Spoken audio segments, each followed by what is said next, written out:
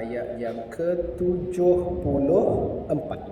A'udzubillahi minasyaitonir rajim. Wa idh qala Ibrahimu li abihi azara atattakhidhu asnaman alihah inni araka wa qaumaka fi dhalalin mubin. Dan ingatlah ketika Nabi Ibrahim berkata kepada bapanya Azar, patutkah ayah menjadikan berhala-berhala sebagai Tuhan-Tuhan? Sesungguhnya aku melihatmu dan kaummu dalam kesesatan yang nyata. Jadi kalau kita tahu kisah Nabi Ibrahim ni, ada mufassirin menyatakan bahawa Azar ini adalah ayah kepada Nabi Ibrahim. Tapi ada juga pandangan mufassir yang lain mengatakan Azar ni sebenarnya adalah bapa saudara kepada Nabi Ibrahim AS. Okey, jadi kisah dia apa? Bila dia tengok Azar ni, apa kerja Azar ni? Azar ni antara kerja dia adalah dia tukang menghasilkan berhala. Kemudian dia jual berhala. Itu bisnes dia. Dia hasilkan berhala dan dia jual. Dan dia sembah juga lah berhala yang dia buat selain daripada jual tu. Jadi bila Nabi Ibrahim tengok perbuatan ayah dia ni ataupun bapa saudara dia ni Azar, dia tengok tak betul macam ni. Apa cerita ni? Buat berhala, lepas tu sembah berhala. Sebabnya berhala tu lah yang sembah kita buat dia. Logik, dia fikir logik. Sebab para Nabi, para Rasul ni Allah Ta'ala memang bagi kebijaksanaan, fatanah, kebijaksanaan kepada para Nabi dan Rasul kan. Jadi dia tengok ayah dia ni buat berhala, lepas tu sembah berhala. Apa pelik kan? Apa-apa alat yang kita buat dalam dunia ni, apa-apa benda yang kita buat objek dan sebagainya, objek tu yang akan ikut kita kan? Bukan kita yang ikut dia kan? Kalau kita beli kereta, buat kereta, kita padu kereta, terpulang pada kita lah nak pergi ke kanan, ke kiri, ke nak laju, ke nak perlahan, ke nak brake ke, nak parking kat mana-mana. Bukan kereta tu yang bawa kita, membawa pemandu dia bawa lari ke mana-mana, tidak berlaku macam tu. Jadi begitu juga dengan berhala. Bila berhala tu dibuat, sepatutnya berhala tu yang kena ikut orang yang buat dia. Bukan tiba-tiba pula orang yang buat tu pula kena ikut berhala. Tak betul. Tapi kalau kita tanya orang-orang yang sembah berhala lah, agama-agama yang sembah berhala ni, dia kata bukan dia sembah berhala sebenarnya. Itu hanyalah satu simbolik, dia kata sebagai mewakili Tuhan dia. Sebenarnya dia sembah Tuhan dia, ni rupa Tuhan dia digambarkan dalam bentuk macam tu. Itulah nanti kita akan bincangkanlah susulannya tu. Okey, tapi nak cerita ini adalah kisah Nabi Ibrahim AS dengan ayah dia Azar. Jadi bila Nabi Ibrahim tengok keadaan macam tu, jadi Nabi Ibrahim kata tak betul macam ni kan. Buat berhala, lepas tu sembah berhala. Memang tak betul lah. Sambungan daripada ayat 74 tu, 75. وَكَذَلِكَ نُرِي إِبْرَاهِيمَ مَلَكُوتَ السَّمَاوَاتِ وَالْأَرْضِ وَلِيَكُونَ مِنَ الْمُوقِنِينَ. Dan demikianlah kami, yakni Allah, perlihatkan kepada Nabi Ibrahim AS kebesaran dan kekuasaan kami di langit dan di bumi, dan supaya menjadilah dia dari orang-orang yang percaya dengan sepenuh-penuh yakin. Jadi bermulalah Nabi Ibrahim dia fikir, kalaulah berhala ni bukan Tuhan, tengok kepada keadaan alam ini yang begitu hebat dan sebagainya, mesti ada satu kuasa yang menjadikan alam ni kan. Takkan tiba-tiba jalan dia jadi sendiri dengan begitu kompleks. Kalau kita sekarang ni dah belajar banyak tentang perkara sains dan sebagainya kan, lagilah kita tahu sekecil-kecil makhluk ada sampailah sebesar-besar makhluk ada. Daripada sekecil-kecil virus COVID-19 contohnya, ataupun sampai kepada sebesar-besar makhluk dinosaur ke, ataupun paus lah, whale, paus biru dan sebagainya, itu sebesar-besar makhluk yang ada. Mestilah alam ini yang begitu complicated, kompleks, sistem dia yang begitu teratur dan sebagainya, mestilah ada satu kuasa yang sangat hebat yang menjadikan, mencipta alam ini. Jadi Nabi Ibrahim boleh fikir macam tu. Soalannya, adakah kita boleh fikir macam tu? Tapi persoalan dia, kita tak fikir macam tu. Sebab kita lahir-lahir, sebab kebanyakan daripada kita lahir-lahir sudah diterangkan tentang tauhid, Islam sebagainya kan. Ini adalah fikiran seorang yang tidak diajar tentang apa-apa ilmu ketauhidan kan. Nabi Ibrahim ni dia tak belajar kat sekolah mana-mana.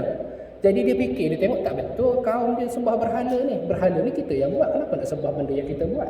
Jadi disebabkan kecerdasan akal dia, dia fikir, dia tengok alam ni, dia kata alam yang begitu hebat ni takkanlah terjadi sendiri, mesti ada Tuhan, mesti ada pencipta. Okey, itu permulaan dia, permulaan kisah Nabi Ibrahim mencari Tuhan, mencari pencipta alam ni. Sambungan daripada ayat tu 76. Falamma janna alaihi al-lailu ra'a kawkaba qala hadha rabbi falamma afala qala la uhibbul afilin. Maka ketika dia berada pada waktu malam yang gelap, dia melihat sebuah bintang bersinar-sinar, lalu dia berkata, inikah Tuhanku? Kemudian apabila bintang itu terbenam, dia berkata pula, aku tidak suka kepada yang terbenam hilang. Itu, ini kisah awal dia cari Tuhan. Nabi Ibrahim, dia tengok alam ni, siapa sebenarnya Tuhan? Tuhan punya alam ni, yang ciptakan alam ni. Itu satu malam, dia tengok bintang yang begitu cantik, yang terang, mungkin bintang tu terang daripada bintang-bintang yang lain. Dia kata, ni kok Tuhan nampak cantik ya, sebagainya kan. Tapi bila datangnya siang, hilanglah cahaya bintang tu. Okey.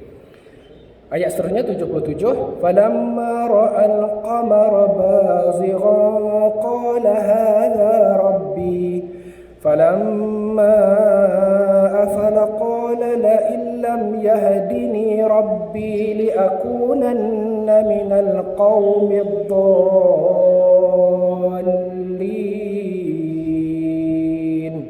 Kemudian apabila dilihatnya bulan terbit, yakni menyinarkan cahayanya, apabila masa yang lain, dia tengok bulan pula. Cantik, lagi besar. Cahaya nampak lagi besar, cahaya lagi hebat daripada bintang. Kemudian apabila dilihatnya bulan terbit menyinarkan cahayanya, dia berkata, inikah Tuhanku? Maka setelah bulan itu terbenam, berkatalah dia, demi sesungguhnya, jika aku tidak diberikan petunjuk oleh Tuhanku, nescaya menjadilah aku dari kaum yang sesat. Jadi dia tak tahu. Orang kata apa? Tak tahu nak buat macam mana dah. Tak tahu ke mana hala. Kan? Tengok bintang, tengok bulan. Kemudian bulan pun bila datang matahari, tenggelamlah. Cahaya bulan tu tak nampak lah. Kan? Jadi takkanlah Tuhan ni sekejap ada, sekejap tak ada. Okey, dia apa Nabi Ibrahim masih lagi membuat pemerhatian kepada alam ni. Ayat yang seterusnya. فَلَمَّا رَأَى الشَّمْسَ بَازِغَةً قَالَ هَذَا رَبِّي هَذَا أَكْبَرُ فَلَمَّا أَفَلَتْ قَالَ يَا قَوْمِ إِنِّي بَرِيءٌ مِّمَّا تُشْرِكُونَ. Kemudian apabila dia melihat matahari sedang terbit menyinarkan cahayanya, berkatalah dia, inikah Tuhanku? Ini lebih besar. Setelah matahari terbenam, dia berkata pula, wahai kaumku, sesungguhnya aku berlepas diri, yakni bersih dari apa yang kamu sekutukan Allah dengannya. Kemudian dia bila satu hari yang lain, dia tengok matahari. Jadi bila buat perbandingan antara bintang, bulan, matahari, mestilah matahari jauh lebih besar. Ini apa ni kata? Ini lebih besar, jauh lebih hebat matahari ni. Jadi kalau nak kata Tuhan, inilah Tuhan. Tapi walau bagaimanapun matahari akhirnya terbenam. Jadi macam mana ni Tuhan lah, sekejap ada, sekejap tak ada. Jadi akhirnya dia jadi pasrah. Itulah yang dinyatakan dalam ayat yang seterusnya, ayat yang ke-79. Inni wajjahtu wajhiya lillazi fatara as-samawati wal arda hanifa wa ma ana minal musyrikin. Sesungguhnya aku hadapkan muka dan diriku kepada Allah yang menciptakan langit dan bumi, sedang aku tetap di atas dasar tauhid dan bukanlah aku dari orang-orang yang menyekutukan Allah dengan sesuatu yang lain. Jadi ayat ni dia guna perkataan Allah, kan? Cuma situasi yang berlaku pada Nabi Ibrahim itu adalah Nabi Ibrahim akhirnya dia jadi pasrah sebab dia tak tahu siapa Tuhan punya alam ni, siapa yang ciptakan alam ni. Jadi dia hanya berserah.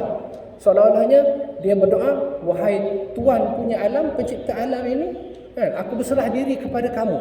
Kan? Tunjukkan kepada aku, nyatakan kepada aku, terangkan kepada aku, siapa kamu, apa nama kamu, bagaimana sifat kamu.